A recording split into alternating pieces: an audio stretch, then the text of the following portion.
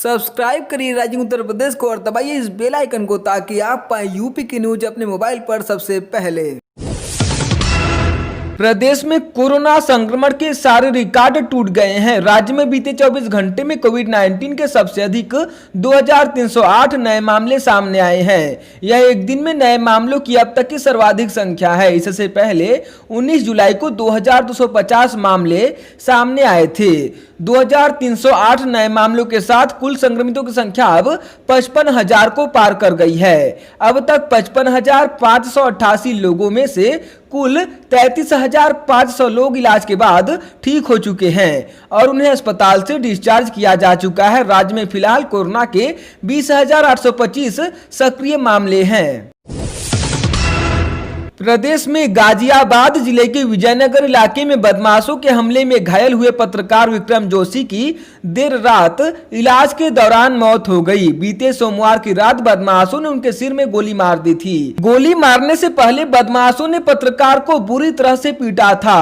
वारदात के वक्त बाइक पर पत्रकार की 2 बेटियां भी बैठी थी। फिलहाल इस मामले में पुलिस ने अब तक 9 आरोपितों को गिरफ्तार कर लिया है। पत्रकार ने भांजी के साथ छेड़खानी की शिकायत की थी। इसी के बाद से बदमाश बौखलाए हुए थे। बदमाशों की गोली का शिकार हुए पत्रकार विक्रम जोशी के निधन पर मुख्यमंत्री योगी आदित्यनाथ ने गहरा दुख जताया है। उन्होंने पत्रकार के परिवारजन को तत्काल 10 लाख रुपए की आर्थिक मदद, पत्नी को सरकारी नौकरी और बच्चों को निःशुल्क शिक्षा देने का भी वादा किया है।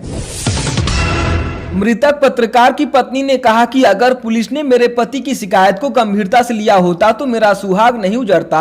वहीं भांजे ने कहा कि कमालुद्दीन के बेटे ने गोली मारी है, अभी वह फरार है। पुलिस हमें आरोपी को सौंप दे, हमें इंसाफ चाहिए।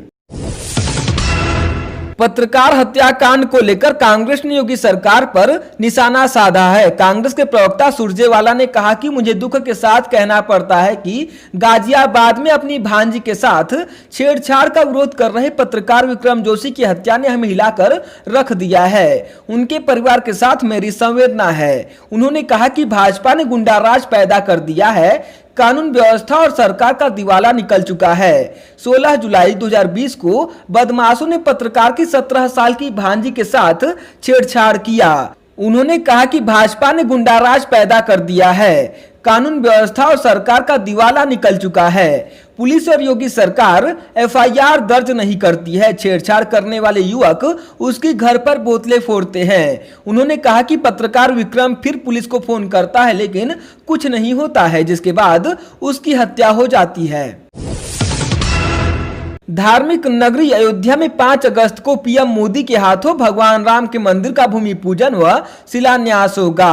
पीएम मोदी उस दिन 12:15 बजे के शुभ मुहूर्त में केवल 32 सेकेंड में मंदिर की आधारशिला गर्भगृह पर रखकर मंदिर निर्माण का शुभारंभ कर देंगे। इससे पहले भव्य राम मंदिर के नए मॉडल की पहली झलक भी सामने आ गई है। मंदिर के मूल मॉडल में बिना परिवर्तन किए 2 गुंबद बढ़ाकर 5 गुंबद कर दिया गया है। मुरादाबाद में कोरोना संदिग्ध मरीज ने जिला अस्पताल की 2 मंजिला बिल्डिंग से कूदकर भागने की कोशिश की, लेकिन सिर में गंभीर चोट लगने से वह बेहोश हो गया। उसे इमरजेंसी वार्ड में भर्ती करवाया गया है। हालत नाजुक है। 2 दिन पहले उसे सांस लेने में तकलीफ होने पर अस्पताल में भर्ती करवाया गया था। सैंपल लिया गया, उसकी जांच रिपोर्ट आने की उम्मीद है। बताया जा रहा है कि उसे अपने बच्चों की याद आ रही थी, इसलिए वह घर जाने की जिद कर रहा था। देवरिया जिले के खामपार थाना क्षेत्र में एक युवक ने विवाद के बाद अपनी पत्नी पर तमंचे से फायर कर दिया, लेकिन फायर मिस हो गया। इसके बाद लोगों ने उसे दौड़ा लिया तो आरोपी ने एक युवक को गोली मार दी, जिससे उसकी मौके पर ही मौत हो गई। लेकिन आरोपी इसके बाद इस कदर डर गया कि उसे मॉब लिंचिंग यानी भीड़ हिंसा का डर सताने लगा। भागते हुए हमलावर ने खुद को भी गोली मार ली। दिन दहाड़े हुए 2 मौतों से पूरे गाँव के लोग सन्न रह गए हैं। शुक्रवार को विधानसभा भवन के बाहर खुद को आग लगाने वाली महिला सोफिया की मौत हो गई। उसकी बेटी गुड़िया भी झुलसी थी। सोफिया के शव का लखनऊ में पोस्टमार्टम हुआ। इसके बाद शव सुरक्षा के बीच अमेठी के जामो भेजा गया। शाम को बेटी मां की जली हुई लाश लेकर गांव पहुंची तो उसकी सब्र का बांध टूट गया। उसने एसपी से लेकर जिले और लखनऊ की पुलिस तक पर गंभीर आरोप लगाए। साथ ही सिविल हॉस्पिटल में कैदियों जैसा व्यवहार किए जाने की भी बात कही। जिस तरह से मेरे साथ सिविल हॉस्पिटल में एक कैदी की तरह मुझे किया गया और मेरे घर को सूचित नहीं किया गया। सर वहाँ पे मैं 16 तारीख को डीआईजी ऑफिस पे पहुंची और वहाँ पे मैंने कहा कि सर वो लोग हमको मार देना चाहते हैं और झूठी एफआईआर। हम कहते हैं हम आपको 30 वाट का क्रिमिनल दिखाई देते हैं। महाराजगंज जिले में एक 3 साल के बच्चे के अपहरण का मामला सामने आया है। आरोप है कि पड़ोस में किराए पर रहने वाले आंध्र प्रदेश के एक दंपति ने बच्चे का अपहरण किया है। बच्चा शाम से लापता हुआ था, तब से आरोपी के घर पर ताला लटक रहा है। पुलिस ने केस दर्ज कर पड़ताल शुरू कर दी है। अमेठी में जमीनी विवाद में सरहद पर देश की सुरक्षा कर रहे सेना के जवान के पिता की धारदार हथियार से हत्या कर दी गई।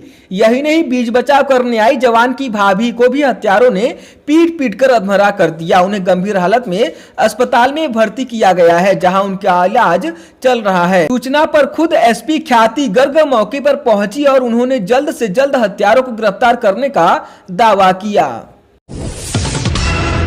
सीतापुर जिले के शहर कोतवाली क्षेत्र में एक शराबी ने पेट्रोल पंप पर जमकर बवाल काटा। एक युवक ने अपनी बाइक में पेट्रोल डलवाया, लेकिन जब कर्मी ने रुपए मांगे तो चाकू लेकर उसे मारने के लिए दौड़ा लिया। सूचना पाकर पुलिस भी मौके पर पहुंच गई थी, लेकिन पुलिसकर्मी उसे पकड़ने की हिम्मत नहीं जुटा पाए। हालांकि करीब आधे घंटे के बाद पुलिस टीम और कर्मियों ने आरोपी युवक को दबोच लिया और कोतवाली ले गए। यह घटना पेट्रोल पंप पर लगे सीसीटीवी कैमरे में कैद हो गई है।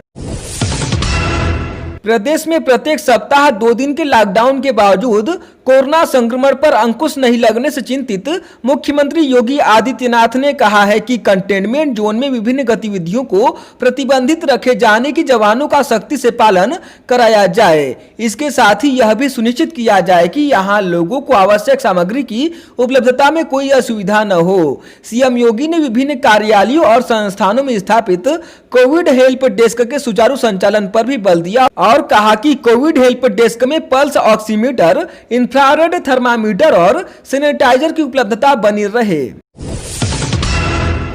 कोरोना संकट काल के बीच ईद उल अजहा यानी बकरीद का पर्व 1 अगस्त को मनाया जाएगा। इसके पहले डीजीपी हितेश चंद्र ने बकरीद पर्व को लेकर एडवाइजरी जारी कर दी है। इसके अनुसार किसी भी धार्मिक स्थल पर सामूहिक नमाज पर रोक लगाई गई है। इसके अलावा खुले में कुर्बानी और खुले में मांस ले जाने की अनुमति नहीं है। हालांकि सरकार के निर्णय पर सियासत भी तेज हो गई है। संभल से सपा सांसद शफीकुर रहमान बर्क और भाजपा विधायक संगीत सोम के बीच जुबानी जंग देखने को मिली।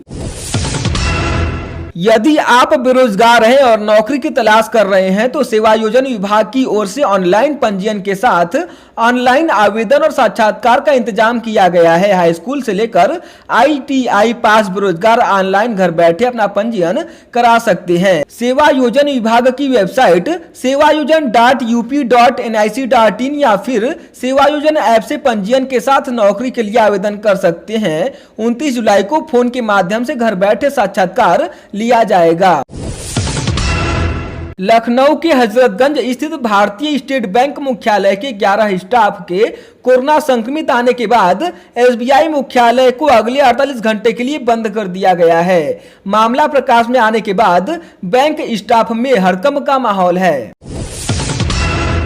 कोरोना वायरस के बढ़ते संक्रमण को देखते हुए लखनऊ विश्वविद्यालय ने छात्र हित में यह फैसला लिया है कि स्नातक और परास्नातक की अंतिम वर्ष की सारी परीक्षाएं OMR सीट पर होंगी।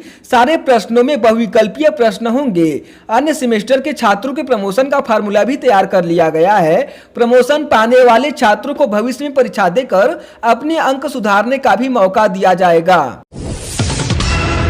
वाराणसी यातायात पुलिस द्वारा 16 जून से निर्धारित साइलेंसर का प्रयोग न करने वालों के खिलाफ विशेष अभियान चलाया जा रहा है। इसी क्रम में 90 बुलेट बाइक सीज करते हुए 326 का चालान किया गया है। सीज बुलेट बाइक को यातायात पुलिस लाइन में खड़ा करवाकर उसका परीक्षण किया जा रहा है। बनारस में कोरोना का कहर जारी है। रोज नए मरीजों के मिलने से काशीवासियों में अब भय का माहौल पैदा हो गया है। शाम तक 97 कोरोना संक्रमित मरीज पाए गए हैं, जबकि 2 कोरोना मरीजों की मौत हो गई है। सुप्रीम कोर्ट ने कानपुर के दुर्दांत अपराधी विकास दुबे एनकाउंटर केस और बिकरू गांव में 8 पुलिसकर्मियों की हत्या की जांच के लिए योगी सरकार द्वारा गठित कमेटी का पुनर्गठन किया है। कोर्ट ने ये कमेटी में योगी सरकार के प्रस्तावित नामों को मंजूरी देते हुए सुप्रीम कोर्ट के सेवानिवृत्त न्यायाधीश BS चौहान और पूर्व DGP KL गुप्ता को शामिल किया है। जस्टिस BS चौहान को जांच समिति का प्रमुख बनाया गया है। जांच कमेटी 1 सप्ताह में काम शुरू करेगी और 2 महीने में योगी सरकार और सुप्रीम कोर्ट को रिपोर्ट सौंपेगी। विकास दुबे का साथी जय वाजपेयी की 3 कारों पर अलीगंज विधायक सतपाल सिंह राठौर के नाम से जारी विधानसभा पास चिपका मिला था। इसको लेकर खलबली मची हुई है। विधायक ने पास को फर्जी पास होना करार दिया है। विधायक ने कहा कि अभी मैं लखनऊ में हूं, कल एक प्रेस रिलीज जारी कर इस मामले की निष्पक्ष जांच कराने की मांग करूंगा। प्रदेश के बिजली उपभोक्ताओं को लेकर एक चौंकाने वाली जानकारी सामने आई है। राज्य में 35% उपभोक्ता ऐसे हैं जिन्होंने कनेक्शन लेने के बाद कभी भी बिजली बिल भरा ही नहीं। ये जानकारी उस वक्त सामने आई है जब 4000 करोड़ रुपए के राजस्व घोटाले की भरपाई के लिए UPPCL बिजली की कीमतों को बढ़ाने की तैयारी कर रही है। उत्तर प्रदेश के ऊर्जा मंत्री श्रीकांत शर्मा ने लखनऊ स्थित शक्ति भवन में 15 जुलाई को एक वर्चुअल मीटिंग की थी। इसमें एक रिपोर्ट पर चर्चा हुई जिसमें इस बात का जिक्र था कि राज्य के 3 करोड़ सक्रिय उपभोक्ताओं में से 1 करोड़ 39 लाख ने कनेक्शन लेने के बाद कभी भी बिजली बिल भरा ही नहीं।